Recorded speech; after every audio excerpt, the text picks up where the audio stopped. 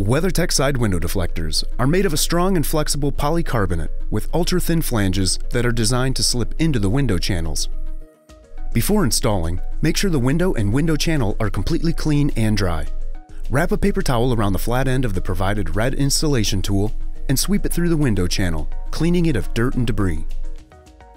Using the marking on the installation tool, measure 3 inches from the front edge of the window opening. Now, use the hook end of the installation tool to pull down the weather strip at the location you measured.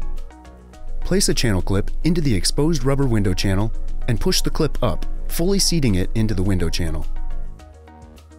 Next, measure 3 inches from the rear edge of the window opening and place a second clip into the window channel.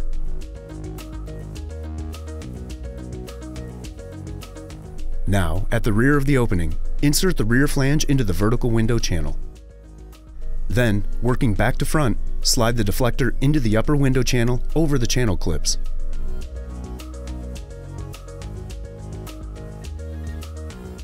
Next, run the flat end of the installation tool between the weather strip and the deflector to ensure it's positioned correctly.